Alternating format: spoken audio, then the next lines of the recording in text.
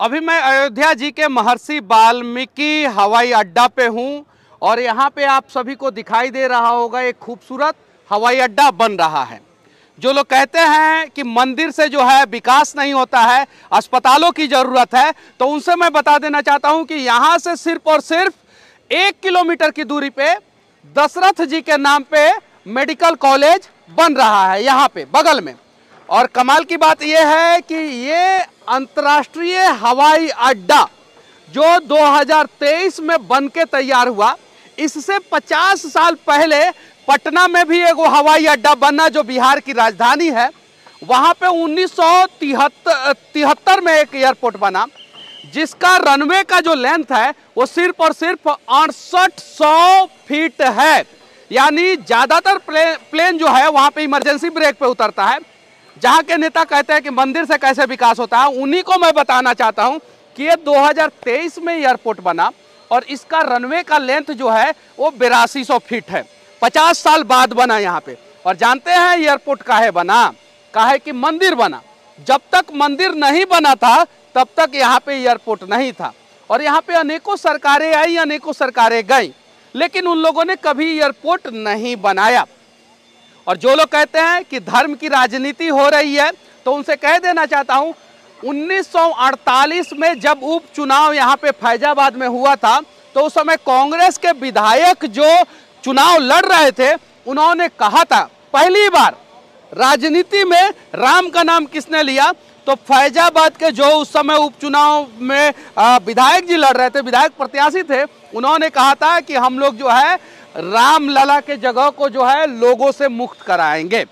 तो यानी जो धर्म के ऊपर सवाल करते हैं, धर्म को राजनीति से जोड़ते हैं, उन्हें अपने इतिहास के अंदर झांकने की जरूरत है।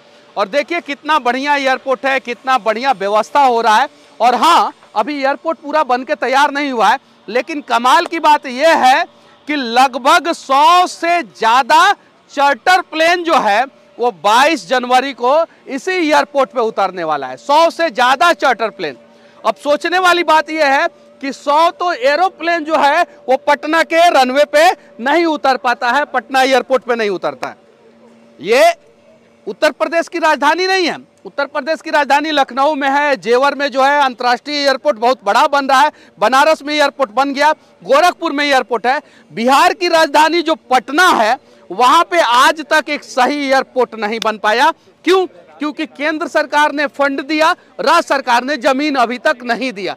इसलिए आज भी इस देश के पायलट कहते हैं कि सबसे टफेस्ट लैंडिंग जो है वो पटना एयरपोर्ट पे होता है। देखिए कमाल की बात कि बिहार के नेता कितना दिमाग लगाते हैं कि बगल में चिड़ियाघर है और उसके बगल में एयरपोर्ट बना दिए। काहे कि उन्हें पता था कि आज नहीं तो कल चिड़ियाघर नहीं तो शिफ्ट होगा, नहीं तो एयरपोर्ट शिफ्ट होगा। तो अब सुनने में आ रहा है पिछले 20 साल से कि पटना एयरपोर्ट शिफ्ट होगा, बिहटा में बनेगा, जो अभी तक पता नहीं क्या हो रहा है क्या नहीं। देखिए जब हम लोग पटना एयरपोर्ट पे जाते हैं तो लगता है कि कहीं का बस स्टॉप है, मतलब कि एकदम पुराना सा। यहाँ पे देखिए कि कितना बढ़िया जो है चौड़ा रोड बन रहा है। और जिस रास्ते से आए हम लोग वो रास्ता भी जो है लगभग 120 फीट चौड़ा है। और ये सारा विकास इसलिए हो पा रहा है ना क्योंकि यहाँ पे राम मंदिर बन रहा है। अगर मंदिर नहीं बन पाता ना तो विकास नहीं होता। चलिए हम उत्तर प्रदेश की बात नहीं करेंगे, हम साउथ की बात करेंगे। आप लोगों ने मीनाक्षी टेम्पल का नाम सुना होगा। मीनाक्षी टेम्पल जो है दुनिया का एक अद्भुत मंदिर में से एक है।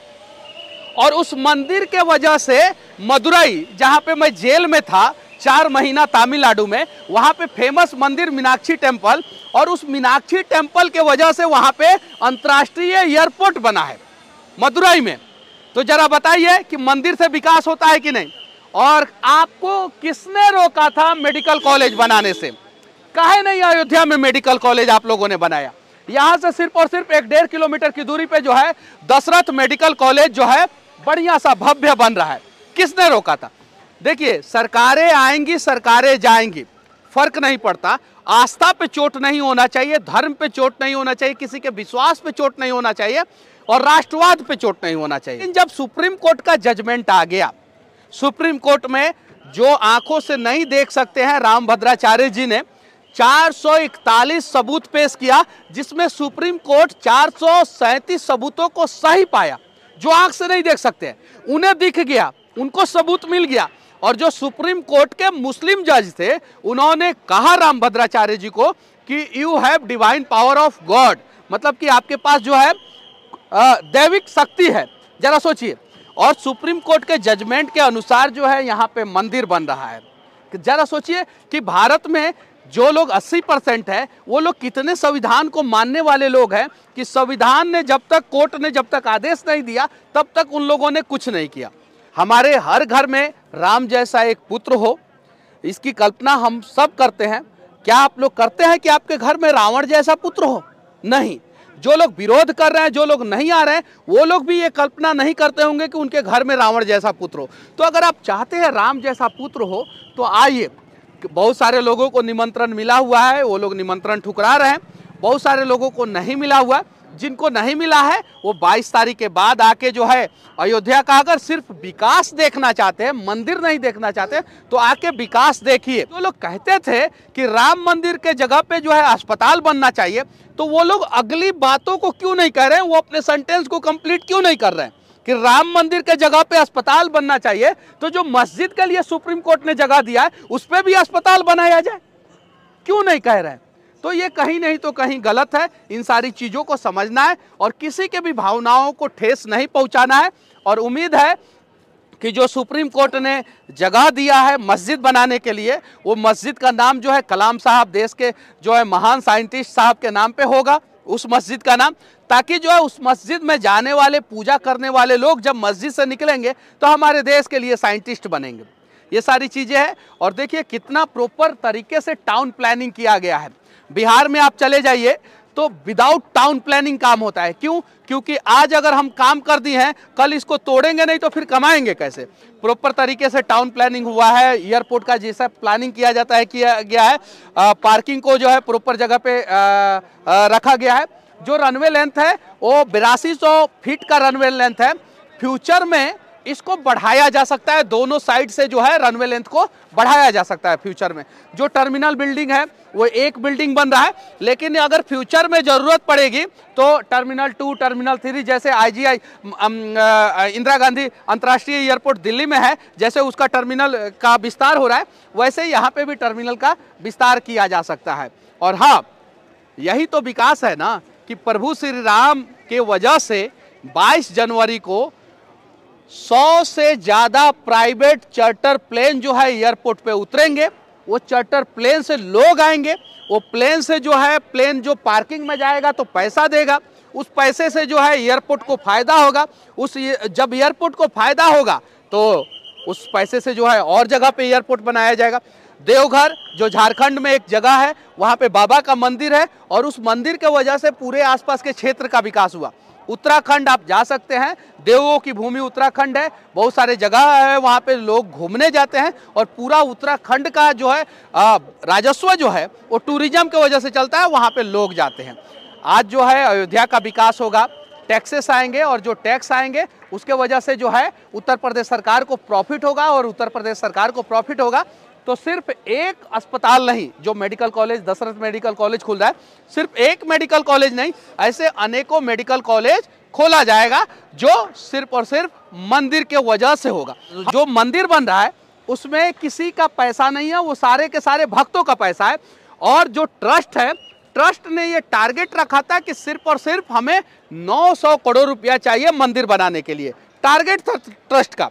और ट्रस्ट ये सोच रहा था कि अगर 500 करोड़ रुपया भी अगर आ जाता है तो ठीक है, लेकिन जरा सोचिए 900 करोड़ रुपया ट्रस्ट का टारगेट था और उस ट्रस्ट में अभी तक 5500 करोड़ रुपया आ चुका है। 5500 करोड़ रुपया, लगभग जो है 6 गुना से ज़्यादा पैसा अभी तक उस ट्रस्ट में आ चुका है। तो वो सारा का सारा पैसा जो है भक्तों का है। और मैंने तो यहाँ तक सुना है कि कुछ लोग जो है 10-10 ट्रक टमाटर भेज रहे हैं, सब्जी भेज रहे हैं, कुछ लोग जो है सोना भेज रहे हैं, कुछ लोग चांदी भेज रहे हैं और भी बहुत सारे चीज़ों को भेज रहे हैं। तो ये कहीं नहीं तो कहीं आस्था का विषय है, लोगों के विश्वास का विषय है। तो विश्वास पे कभी भी चोट नहीं पहुंचाना चाहिए। और अगर आपको इतना शौक है विश्वास पे चोट पहुंचाने का, तो वेटिकन एक जगह है, वेटिकन सिटी, जिसका अपना आर्मी भी नहीं है, लेकिन दुनिया का सबसे समृद्ध देशों में से एक है, वहां पे एक चर्च है जिसको सारे ईसाई लोग मानते हैं। क्या आप कभी वेटिकन चर्च के बारे में कुछ बोल सकते हैं? कभी नहीं। और अगर आप बोलेंगे भी तो हम भी विरोध करेंगे। मक्का मदीना जहां पे मुस्लिम लोगों का सबसे मतलब कि पवित्र धर्म स्थल है, क्या उसके बारे में आप कुछ बोल सकते हैं? अगर आप बोलेंगे तो हम विरोध करेंगे। वहां पे नहीं बोलते हैं आप मक्का मदीना के बारे में, आप वेटिकन सिटी के बारे में नहीं बोलते हैं, तो राम मंदिर पे बोलने का अधिकार आपको किसी ने नहीं दिया। किसी को विकास देखना है, मंदिर की वजह से विकास होता है कि नहीं होता है, तो वो एक बार अयोध्या चले आए।